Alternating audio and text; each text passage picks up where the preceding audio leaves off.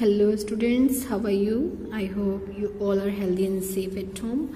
Students, हम chapter read कर रहे थे अतीत में दबे पांव, जिसके 2 पार्ट्स आपने अभी तक पढ़े, जिसमें आपने काफ़ी कुछ जाना मोहनजोदड़ो और हड़प्पा संस्कृति के बारे में। मोहनजोदड़ो और हड़प्पा संस्कृति के बारे में जो हमने जाना, उससे हमें यह पता लगा कि वहाँ का जनजीवन कैसा था, वहाँ कैसे घर थे, वो लोग क्या खेती करते थे, उनकी अर्थव्यवस्था कैसी थी, उनका जीने का साधन कैसा था, कैसे हथियार औजार वो प्रयोग करते थे। अब हम आगे का पाठ पढ़ेंगे। मोहनजोदड़ो में उस रोज हवा बहुत तेज बह रही थी। किसी बस्ती के टूटे फूटे घर में दरवाजे या खिड़की के सामने से हम गुजरते तो साए साए की ध्वनि में हवा की लय साफ पकड़ में आती थी।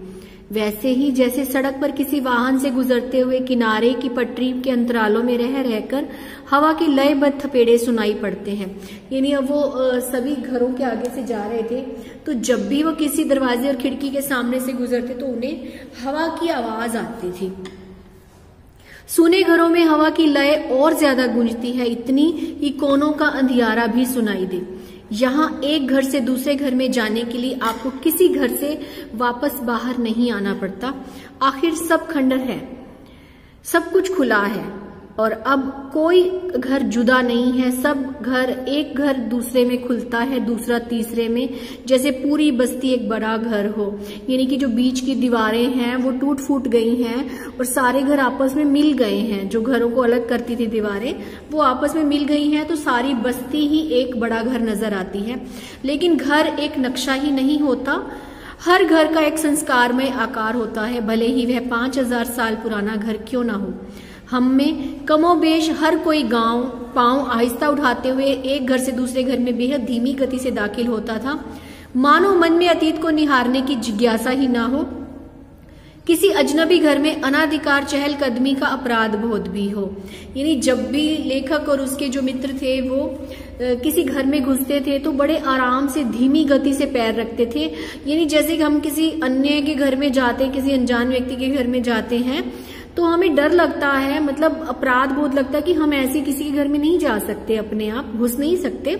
तो जब वो उनके घरों में घुस रहे थे तो उन्हें ऐसा लग रहा था जैसे अभी भी वहां पर कुछ लोग रहते हैं और वो अपने आप नहीं जा सकते उनके घरों में। जैसे किसी पराये के घर में पिछवाड़े से चोरी छुपे घुस आए और सब जानते हैं यहाँ अब कोई बसने नहीं आएगा। लेकिन यह मोहनजोदड़ो के पुरातत्विक अभियान की ही खूबी थी कि मिट्टी में इंच दर इंच कंघी कर इस कदर शहर, उसकी गलियों और घरों को ढूंढा और सहेजा गया कि यह एहसास हर वक्त आपके साथ रहता है कि कल कोई यहाँ बसता था। जरूर यह आपकी सभ्यता परंपरा है, मगर घर आपका नहीं है। यानी अब वो घूमते जा रहे थे एक दूसरे के घरों में, मतलब सभ्य उस संस्कृति के घरों में, हड़प्पा के घरों में, मोहनजोदड़ो के घरों में, लेकिन उन्हें ऐसा लग रहा था जैसे वो किसी के घर में जा रहे हैं। तो ये हमारी सभ्यता का परिचायक है कि ये आपका घर नहीं है। अनचाहे मुझे मोहनजोदड़ो की गलियों या घरों में राजस्थान का ख्याल ना आए, ऐसा हो ही नहीं सकता। महज इसलिए नहीं कि राजस्थान और सिंध गुजरात की दृश्यावली एक सी है, कई चीजें हैं जो मुझे यहाँ से वहां जोड़ जाती हैं।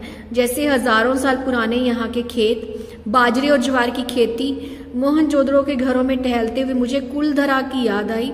यह जैसलमेर के मुहाने पर पीले पत्थरों के घरों वाला एक खूबसूरत गांव है। कौन सा गांव? कुलधरा। जब वो मोहनजोदड़ो में घूम रहा था तो उसे राजस्थान के कुलधरा गांव की याद आई। इस खूबसूरती में हरदम एक गमी व्याप्त है। गांव में घर है पर लोग नहीं है। कोई 150 साल पहले राजा से तकरार कर स्वाभिमानी गांव का हर बाशिंदा रातों रात घर छोड़कर चला गया। दरवाजे असबाब पीछे लोग उठाकर ले गए। घर खंडहर हो गए पर ढहे नहीं। घरों की दीवारें, प्रवेश और खिड़कियां ऐसी हैं कि कल की बात हो। लोग निकल गए, वक्त वहीं रह गया। खंडहरों ने उसे थाम लिया, जैसे सुबह लोग घरों से निकले हों, शायद शाम ढले लौट आने वाले हों। राजस्थान ही नहीं, गुजरात, पंजाब और हरियाणा में भी कुएं, कुंड, गली कूचे, कच्ची पक्की ईंटों के कई घर भी आज वैसे मिलते हैं जैसे हजारों साल पहले हुए। जॉन मार्शल ने मोहनजोदड़ो पर 3 खंडों का एक विशद प्रबंध छपवाया था। उसमें खुदाई में मिली ठोस पहियों वाली मिट्टी की गाड़ी के चित्र के साथ सिंध में पिछली सदी में बढ़ती जा रही ठीक उसी तरह की बैलगाड़ी का भी एक चित्र प्रकाशित है। तस्वीर से उन्होंने सतत परंपरा का इजहार किया। हालांकि कमानी और आरे वाले पहिए का आविष्कार बहुत पहले हो चुका था। जब मैं छोटा था हमारे गांव में भी लकड़ी वाले ठोस पहिए बैलगाड़ी में जुड़ते थे। दुल्हन पहली दफा इसी बैलगाड़ी में ससुराल जाती थी। अब वो वहां बैलगाड़ियां देख रहा है, बैलगाड़ियों की तस्वीर देख रहा है। वो कहता है ऐसी बैलगाड़ियां मैंने पहले भी देखी हैं जब मैं छोटा था। बाद में हमारे यहाँ भी बैलगाड़ी में आरे वाले पहिए जुड़ने लगे। अब तो उसमें जीप के उतारू पहिए जुड़ने लगते हैं। हवाई जहाज के उतारू पहिए बाजार में आने के बाद ऊंट गाड़ी का भी आविष्कार हो गया है। राजस्थान के जहाज से हवा के जहाज का ऐतिहासिक गठजोड़ है। हालांकि कहना मुश्किल है कि दुल्हन की सवारी के रूप में बैलगाड़ी या ऊंट गाड़ी का अब वहां इस्तेमाल होता होगा। हमारे मेजबान ने ध्यान दिलाया कि मोहनजोदड़ो का अजायब घर देखना अभी बाकी है। अजायब घर यानी कि म्यूजियम। खंडरों से निकलकर हम उस साबुत इमारत में आ गए, लेकिन प्रदर्शित सामान आपको खंडरों से निकल आने का एहसास होने ही नहीं देता। यानी जो भी म्यूजियम में सामान रखा हुआ है उसको देखकर ऐसा लगता है कि अब अभी भी हम उन्हीं खंडरों में घूम रहे हैं। वहां क्या क्या है, जैसे किसी कस्बाई स्कूल की इमारत हो। सामान ज्यादा नहीं है। अहम चीजें कराची, लाहौर, दिल्ली और लंदन में है। यानी जो महत्वपूर्ण चीजें थी वो यहाँ पहुंच गई हैं। यो अकेले मोहनजोदड़ो की खुदाई में निकली पंजीकृत चीजों की संख्या 50,000 से भी ज्यादा है। मगर जो मुट्ठी भर चीजें यहाँ प्रदर्शित हैं, पहुंची हुई सिंधु सभ्यता की झलक देखने को काफी है। वहां क्या क्या है, काला पड़ गया गेहूं, तांबे और कांसे के बर्तन, मुहरे, वाद्य यानी वाद्य यंत्र जिनको गाने बजाने में इस्तेमाल किया जाता है, चाक पर बने मृद भांड यानी मिट्टी के बने हुए बर्तन, उन पर काले भूरे चित्र, चौपड़ की गोटियां, दिए, माप तोल पत्थर, तांबे का आईना, मिट्टी की बैलगाड़ी, दूसरे खिलौने, 2 पाटन वाली चक्की, कंघी, मिट्टी के कंगन, रंग बिरंगे पत्थरों के मनकों वाले हार और पत्थर के औजार। अजायब घर में तैनात अली नवाज बताता है कुछ सोने के गहने भी हुआ करते थे यहाँ, जो अब चोरी हो गए हैं। एक खास बात यहाँ कोई भी महसूस करेगा, अजायब घर में प्रदर्शित चीजों में औजार तो हैं पर हथियार नहीं है। मोहनजोदड़ो क्या, हड़प्पा से लेकर हरियाणा तक की समूची सिंधु सभ्यता में हथियार उस तरह कहीं नहीं मिले हैं जैसे किसी राजतंत्र में होते हैं। यानी वहां पर हथियारों का कोई काम ही नहीं था। बड़ी शांति व्यवस्था थी, शांत सी जगह थी वो, हथियारों का कोई प्रयोग ही नहीं करता था। इस बात को लेकर विद्वान सिंधु सभ्यता में शासन या सामाजिक प्रबंध के तौर तरीकों को समझने की कोशिश कर रहे हैं कि वहां अनुशासन जरूर था पर ताकत के बल पर नहीं। वे मानते हैं जैसे कोई सैन्य सत्ता शायद यहाँ ना रही हो, मगर कोई अनुशासन जरूर था जो नगर योजना, वास्तुशिल्प, मोहरों, ठप्पों, पानी या साफ सफाई जैसी सामाजिक व्यवस्थाओं आदि में एक रूपता को कायम रखे हुए था। दूसरी बात जो सांस्कृतिक धरातल पर सिंधु सभ्यता को दूसरी सभ्यताओं से अलग ला खड़ा करती है वह है प्रभुत्व या दिखावे के तेवर का नदारद होना। यानी कि प्रभुत्व और दिखावा नहीं था वहां पर। तो कहते हैं वहां अनुशासन तो था लेकिन कोई बल के प्रयोग पर अनुशासन नहीं था। उन लोगों में अपने आप ही अनुशासन था। लोग खुद ही समझदार थे और अनुशासन रखते थे। दूसरी जगहों पर राजतंत्र या धर्मतंत्र की ताकत का प्रदर्शन करने वाले महल, उपासना स्थल, मूर्तियां या पिरामिड आदि मिलते हैं।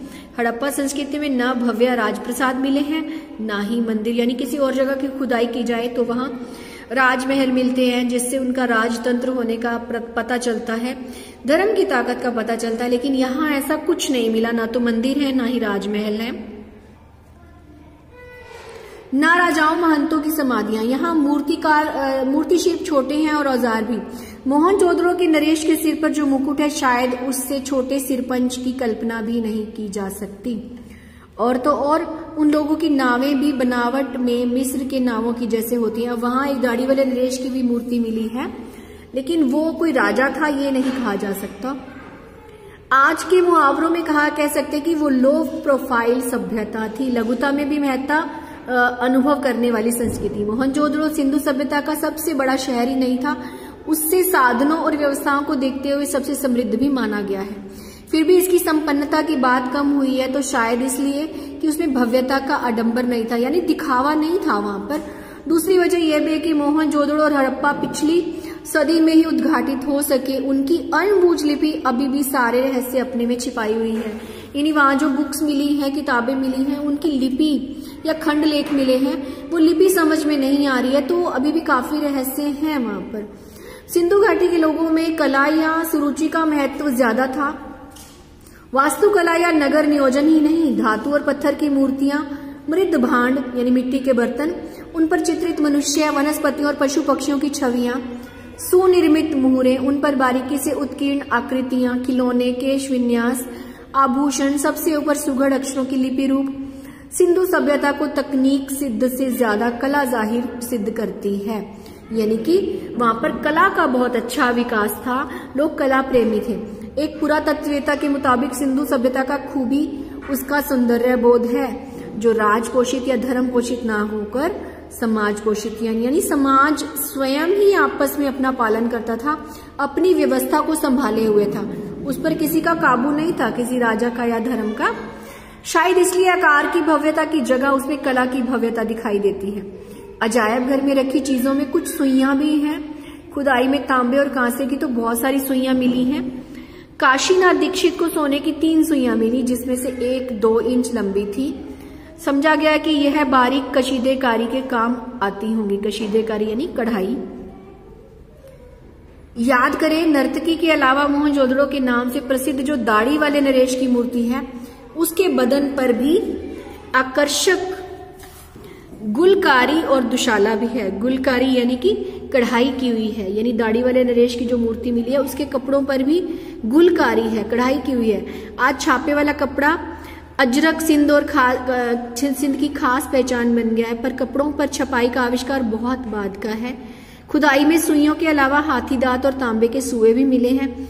जानकार मानते हैं कि इनसे शायद दरियां बुनी जाती थी। हालांकि दरी का कोई नमूना और साक्ष्य हासिल नहीं हुआ, यानी दरी का नमूना नहीं हासिल हुआ, लेकिन सुइयों को देखकर ऐसा लगता है कि उन सुइयों से दरियां बुनी जाती थी। वह शायद कभी हासिल भी ना हो, क्योंकि मोहनजोदड़ो में अब खुदाई बंद कर दी गई है। क्यों कर दी गई है? क्योंकि सिंधु के पानी का रिसाव से क्षार और दलदल की समस्या पैदा हो गई है।